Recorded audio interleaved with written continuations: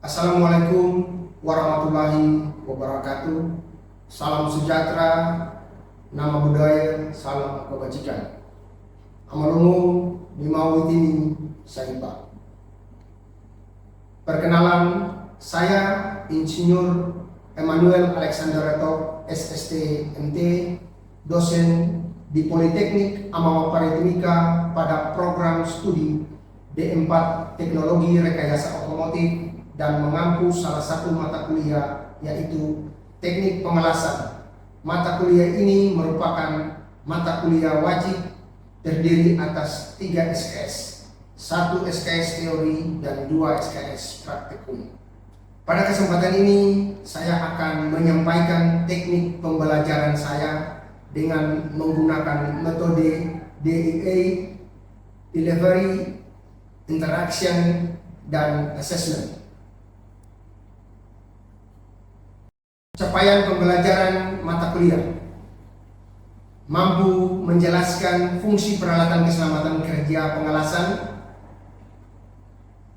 mampu memahami dan menerapkan prinsip K3 pengelasan di tempat kerja, mampu menjelaskan prosedur penggunaan peralatan mesin las dasar D1, mampu menggunakan dan menyalakan kawat las, mampu membuat regiri gelas pada plat proses pengelasan 1G. Bentuk pembelajaran dalam mata kuliah ini adalah kuliah tatap muka dan praktikum dengan metode pembelajaran diskusi kelompok, pembelajaran kolaboratif, dan studi kasus selama 16 kali pertemuan. Untuk sistem penilaian pada mata kuliah ini menerapkan beberapa bobot penilaian, yaitu 1. Kehadiran 15%, 2. Karakter 10%, 3. Ujian tengah semester 20%, 4. Ujian akhir semester 25%, 5. Keaktifan di kelas atau pemahaman materi atau praktikum 30%. Jumlah 100%. Tujuan video ini dibuat adalah untuk memenuhi salah satu persyaratan sertifikasi dosen tahun 2025, yaitu pernyataan diri dosen dalam unjuk kerja Tridharma Perguruan Tinggi atau PDD UKT-PT, khususnya pada aspek pengajaran. Dari penjelasan deskripsi mata kuliah yang saya sampaikan, berikut ini adalah video pembelajaran saya pada mata kuliah dasar teknik pengelasan, khususnya untuk pertemuan kelima dengan materi peralatan keselamatan pengelasan dan pembuatan regiri gelas. Selamat menyaksikan. Selamat siang semua. Ya. Kita akan melanjutkan pertemuan kita pada siang hari ini terkait dengan pengelasan. Sebelum kita lanjut ke materi yang baru pada hari ini, di pertemuan sebelumnya kita ada membahas tentang membuat gambar kerja. Di situ ada gambar kerja dan ada job sheet, ya. Job sheet itu berisi tentang proses pengerjaan. Kalau gambar kerja ini dia berkaitan juga dengan mata kuliah gambar teknik, di mana Anda mendesain gambar sesuai dengan kebutuhan. Ya, kalau kita di pengelasan maka kita menggambar benda kerja yang akan kita mengelas, plat atau besi pejal sesuai dengan ukuran ketebalan yang kita inginkan, ya. Mungkin masih ingat terkait dengan gambar kerja di pertemuan kemarin. Siapa bisa menjawab apa sih fungsi dari gambar kerja itu sendiri? Silakan. Sebagai panduan visual dan tertulis yang menjelaskan langkah-langkah dan detail suatu pekerjaan atau proyek, Ya. baik dalam konteks pendidikan maupun industri. Ya. Jadi dia menjelaskan, ya, tentang konsep bagaimana kita mau mendesain sesuai dengan ukuran, baik di dunia pekerjaan ya, di industri kebutuhannya bisa. Bisa. Kemudian bagaimana membuat gambar kerja itu sendiri? Bagaimana cara membuat gambar kerja itu sendiri? Bagaimana membuat gambar kerja itu sendiri? Yang pertama, proses pembuatan gambar kerja sesuai ukuran. Yang kedua, memperhatikan ukuran gambar kerja. Yang ketiga, membuat simbol pengerasan. Ya, itu kurang lebih ada 3 ketentuan ya untuk bagaimana kita membuat gambar kerja. Biar kita semua pasti ingat sebelum kita menggebu-gebu untuk masuk mengelas nih. Terus apa saja yang disiapkan sebelum melakukan pengelasan?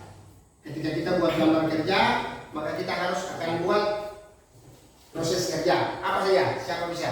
Silakan. Silakan. Yang disiapkan sebelum melakukan pengelasan yang pertama adalah bahan atau benda kerja. Bahan atau benda kerja. Apa lagi? Yang kedua, alat penyelesaian benda kerja. Alat penyelesaian benda kerja. Yang ketiga, alat-alat keselamatan kerja. Alat-alat keselamatan kerja. Terus Dan yang terakhir adalah langkah kerja. ya, langkah kerja. Yang paling pokok di sini adalah langkah kerja. Karena kalau kita sudah buat gambar kerja, kita harus tahu buat menyusun langkah kerja. Benda kerjanya selesai. Itu yang paling pokok ya. Pak pikir bisa ya. Nah, kalau kita lihat dari materi kemarin, maka kita akan dengan topik yang baru, yaitu menjelaskan fungsi dan dapat menggunakan alat keselamatan kerja. Kemudian memahami dan melakukan pengelasan 1G. Itu sesuai dengan materi hari ini yang kita bahas. Nah, materi pembelajaran hari ini itu dia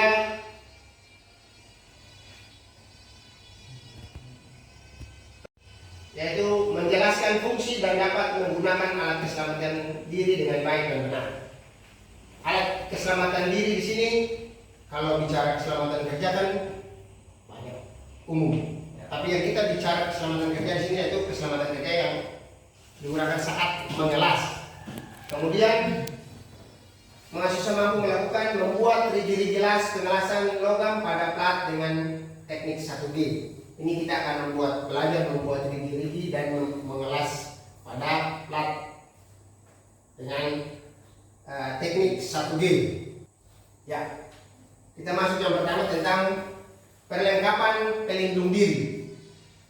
Ini kita lihat ada satu gambar.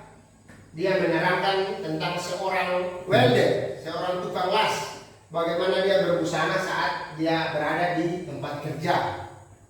Jadi untuk tukang las itu dia yang pertama ada nomor 1, nomor 2, nomor 3, nomor 4, nomor 5 sampai nomor 7. Yang pertama ada baju kerja. Kemudian ada apron. Apron itu pelindung diri, dada ini ya. Kemudian pelindung lengan. Pelindung lengan itu yang di sini ya.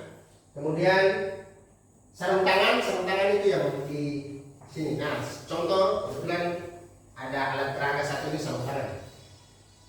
Ya, alat sarung tangan ini kita gunakan seperti ini. Nanti pada saat kita masuk ke workshop di bengkel baru kita akan menggunakan sesuai dengan prosedur. Ini contoh menggunakan sarung tangannya. Kemudian ada pelindung kaki. Ini sepatu safety. Sepatu ini bukan sepatu karet, bukan sepatu kain, tapi sepatu yang memang dia punya ketentuan. Kemudian sepatu kerja ya. Kemudian helm.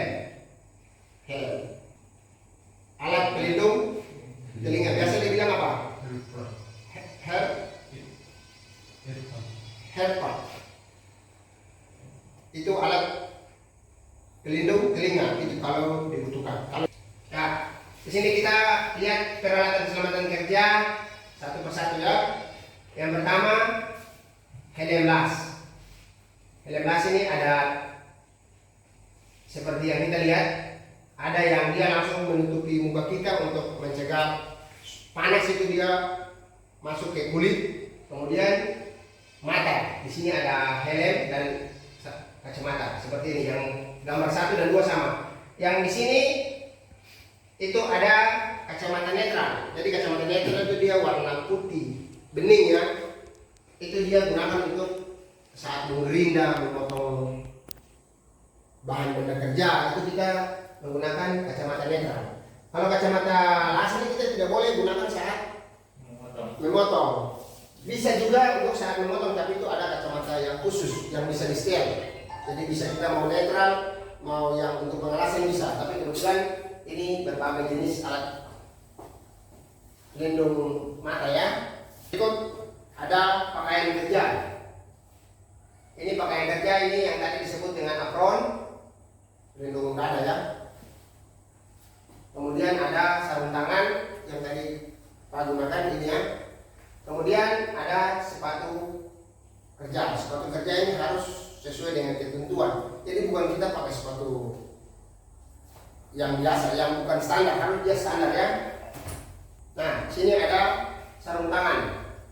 Sarung tangan ini ya, ada yang dia yang berbentuk karet, tapi karet itu khusus bercampur dengan kain. Ada yang memang dia dari kulit seperti ini ya, itu sarung tangan. Nah, sepatu kerja itu seperti ini, dia harus safety. Jadi di depannya harus ada besi atau baja ya. Ini didesain supaya dia punya kemampuan ada baja di depan sepatu ini. Itu memang sudah bukan dari perusahaan dia buat begitu saya cetak sepatu seperti itu, tidak. Tapi memang sudah ada ketentuan supaya memikul beban. Jadi di sini dia ada pikul 500 kg, 1 ton, 2 ton, itu sudah. Jadi saat kita kerja lalu ada benda kerja yang berat dia jatuh kena kaki, kalau kita tidak pakai sepatu safety maka jari kita akan maka kita dihimbau untuk menggunakan sepatu yang berstandar. Sini ada tempat kerja. Tempat kerja itu ini lihatnya ada bilik-bilik ya, bilik 1 sampai 10. Kemudian di sini ada meja kerja. Jadi setelah kita masuk ke bilik kerja atau kamar kerja sana, itu ditutupi dengan kain supaya jangan mengganggu orang lainnya. Cahaya itu sangat berbahaya. Kemudian ada meja kerja kita diletakkan di luar supaya masing-masing peserta kelas itu dia harus akan tahu alat keselamatan kerja, benda kerjanya taruh di atas meja. Kalau yang ini diperlihatkan di, kalau ini meja kerja ya, meja kerja untuk pengelasan, kita persiapan pengelasan. Nanti satu persatu akan masuk ke dalam pengelasan seperti ini ya. Nanti setelah kita teori, maka kita akan praktek. Setelah ini kita akan praktek bagaimana cara menggunakan alat keselamatan kerja, kemudian bagaimana menggunakan alat keselamatan itu dengan baik dan benar. Seperti itu ya. Alat keselamatan kerja ini gampang ya? Bisa paham? Kalau begitu sepatu digunakan untuk apa? Ya.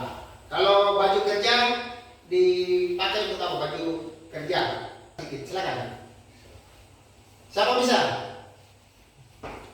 Silakan. Untuk melindungi dada. Melindungi dada. Kalau helm, Melindungi kepala. kalau helm las, Melindungi wajah, mata dari pengelasan. ya seperti itu ya. Bisa ya? Oke, baik kita lanjut. Hari ini kita akan setelah dari sini kita akan praktek, tapi kita akan bahas tentang bagaimana membuat gerigi las. Sebelum kita membuat gerigi las, kita harus bagaimana mengetahui cara menyalakan kawat las ya. Jadi seperti ini, menyalakan busur listrik. Untuk batang elektroda yang tidak tertutup dengan seluruh berfungsi sebagai tempat yang dijepit dalam pemegangan. Jadi seperti ini. Gambar ini dia seperti ini. Ini namanya kemarin Apa? Siapa bisa? Penjepit elektroda atau tang elektroda. Itu seperti ini ya. Nih.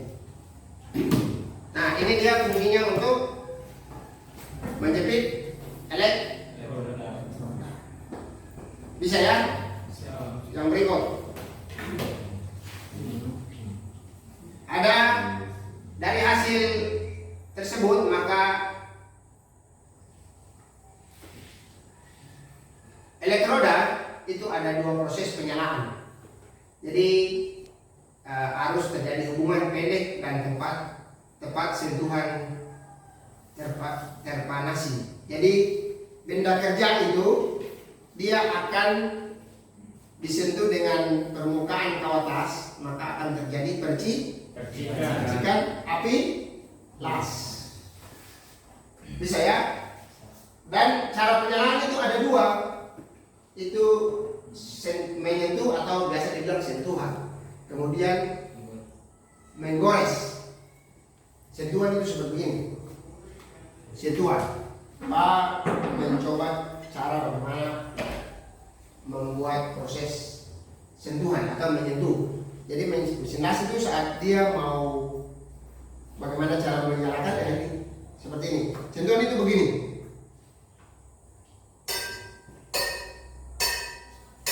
Nah, ketika kita menekan kawat las itu dia menyentuh permukaan benda kerja, maka akan terjadi percikan api las. Jadi yang pertama seperti Anda sekalian yang baru pertama pegang las, mesin las, jangan takut ya, pasti ada percikan. Jadi jangan takut, pasti ada percikan. Itu disebut dengan sentuhan. Cara kedua dengan cara menggores. Menggores itu begini. Nah, kita menggores begini ya. Kalau kita pas dia menyentuh begini, maka dia akan bunyi. Nah, itu api las itu akan naik. Tapi jangan ditahan begini. Kalau Anda tahan, maka kutub negatif dan positif akan dia menyatu dan dia akan melengket. Sudah ya. Jadi ada dua cara ya, yaitu sentuhan dan menggores. Bisa? Ya. Yang Pak peragakan ini itu cara sederhana untuk kebetulan kita pakai pakaian seperti ini. Kalau kita jadi tukang las itu sudah lengkap, helm mana, sarung tangan, apron tangan, apron dada, celana, sepatu semua ya. Nah, kita punya cara berdiri beda.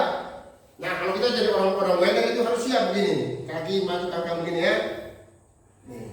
Ini kalau kamu sudah melewati proses sentuhan dan menggores, itu baru orang bilang orang tukang las, orang welder ya. Seperti begini ya. Itu kalau kamu lihat ada yang tukang las di industri atau yang lomba kompetensi mahasiswa ya, itu mereka punya cara orang mengelas dia gini. Orang yang profesional dia las dia begini ya, dia menentukan dia punya cara las terus begini ini baru. Nah ini baru orang bilang tukang welder. Kalau yang begini kita kan pemula, ya toh? Ya. Jadi peralatan ini nanti saat Anda sebentar di bengkel, bagaimana cara menyalakan kawat lasnya? Kita masih jangan tegang ya. Kita santai saja. Nah, kalau Anda sudah mahir, baru kita mulai posisi orang tukang las, orang bilang orang welder ya seperti begini.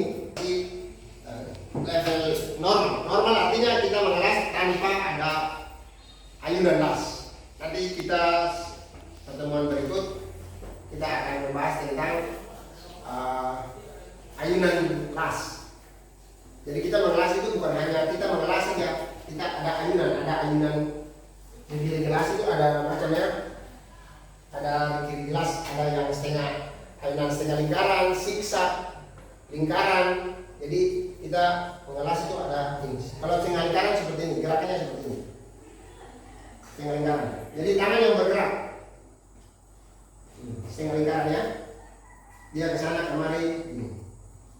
Kemudian ada lingkaran itu begini, tangan kita berputar. ujung elektroda sana, dia berputar. Kemudian ada yang siksa, siksanya itu begini. Itu siksa. Ini siksa ya. Seperti itu. Kemudian yang perlu kita perhatikan, setelah tadi kita sudah beberapa proses pengerasan, yang perlu lagi yang diingat itu jarak antara ketinggian ini, tebal permukaan antara benda kerja dan ujung elektroda atau batas. Yang diizinkan berapa?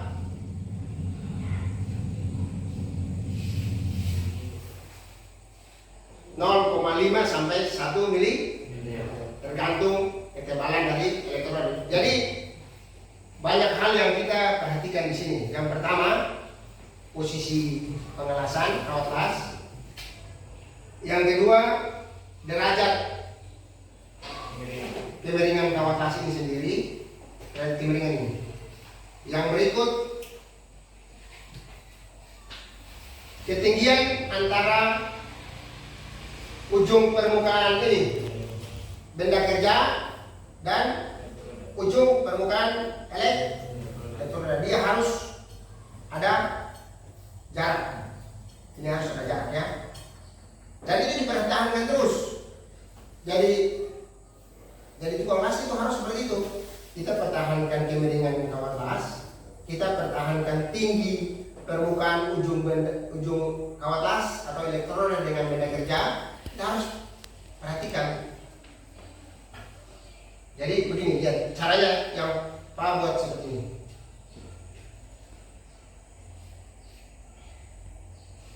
Dia jalan tapi jaraknya itu tetap terus. Sampai di ujung, sampai benda kerja sudah mau selesai, kalau tas sudah mau habis, kita putar dia naik begini. Putar naik ke atas. Supaya percikan itu jangan dia lebih berlebihan di ujung pengelasan, karena kita kan akan menggantikan kawat las yang baru. Bisa, jadi beberapa ketentuan itu harus perlu. Sederhana saja. Nanti setelah dari sini baru kita akan praktek. Pak yakin pasti bisa, dari teori yang sudah diberikan ini Pak yakin pasti bisa. Yang pemula pasti, yang baru belajar pasti dia wah takut, wah bagaimana bersihkan ini kena saya, panasnya kena saya, mata saya rusak. Tidak, kita sudah belajar bagaimana menggunakan alat keselamatan diri. Kemudian kita belajar teknik. Nah, belajar rigid las ini juga itu pemula. Setelah kita sudah masuk, maka kita akan buat dari garis gambar kerja job sheet atau gambar kerja yang tadi kita sudah buat dari 5 jalur itu, kita akan membuat yang pertama. Pertama itu kita las biasa saja, jalan normal, artinya tidak elektroda itu dia tidak ada ayunan. Kita tidak, yang pertama tidak ada ayunan, kita jalan saja. Setelah benda kerja dengan kawat las sudah menyentuh dan ada percikan las, maka kita mulai jalan mulai melas. Pelan, pertahankan, terus begitu ya. Ya, seperti itu. Bukan kita tahan napas, bukan. Kita konsentrasi, kita tetap bernapas. Nah, seperti itu. Nah, begini. Baru dari ujung kita putar naik. Nanti sebentar Pak akan memperagakan di benda kerja yang kalian sudah pegang satu-satu, bagaimana cara menyalakan, bagaimana cara mengatur ketinggian permukaan benda kerja dengan ujung elektroda, bagaimana mempertahankan kemiringan, dan bagaimana pada akhir pengelasan. Itu yang Pak jelaskan ini kan belum ada percikan. Jadi kita punya jiwa ini belum takut toh, tapi sebentar kalau kita sudah pakai alat keselamatan lalu sudah ada percikan bunyi mesin, jangan Anda takut. Keselamatan kerja yang kita gunakan pada saat mengelas, Yang pertama ada alat pelindung kepala atau helm digunakan. Kemudian ada kacamata las. Yang berikut yang tadi kita disebut tadi di teori apron, ini apron. Yang cara gunakannya.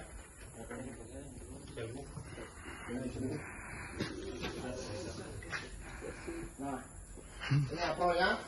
Itu tadi untuk melindungi dada kita, ya.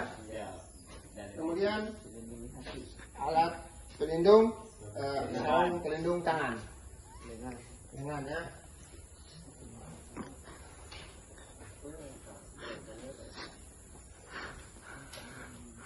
Selanjutnya ada sarung tangan.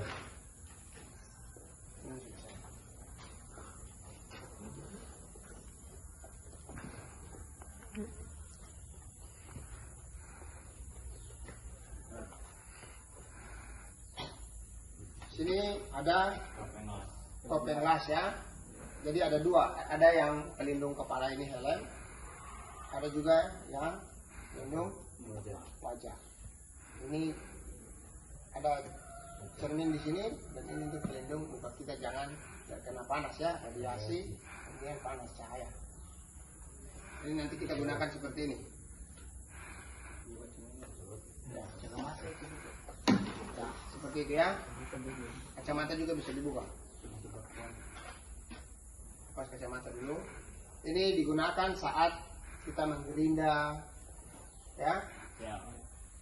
Menggerinda, mengikir, benda kerja kita gunakan ini. Kalau ini saat kita mengelas. Bisa sampai di sini ada pertanyaan? Silakan. Kenapa tidak pakai respirator? Ya, untuk sementara kita sesuaikan, kita mau peralatan di sini ya. Kita sesuaikan dulu. Oke. Itu ada dua cara ya.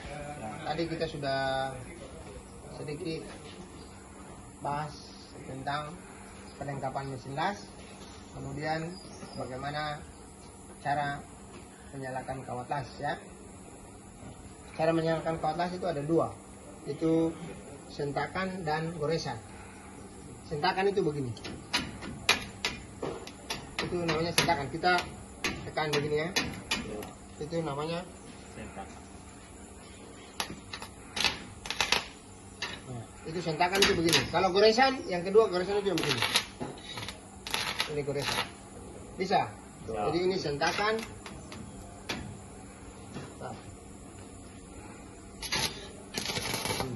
Sentakan itu begini ya. Kedua goresan itu begini. Begini.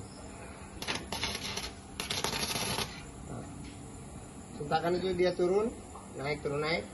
Kalau goresan itu kita geser, gores begini ya. Itu untuk menghasilkan pancing api las, ini dia menyala. Bisa? Ada pertanyaan sampai sini? Tidak ada. Seperti itu ya.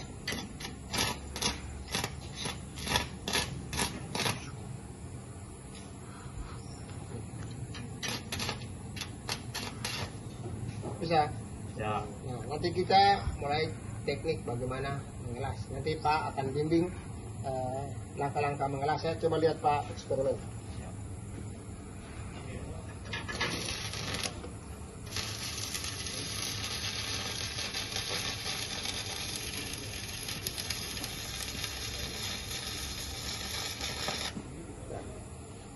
Itu contoh saja ya. Oke, baik. Yang berikut,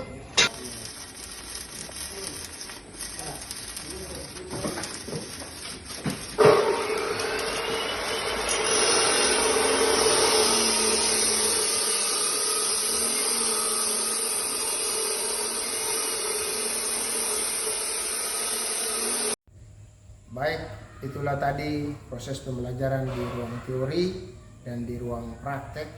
Semoga bermanfaat. Terima kasih.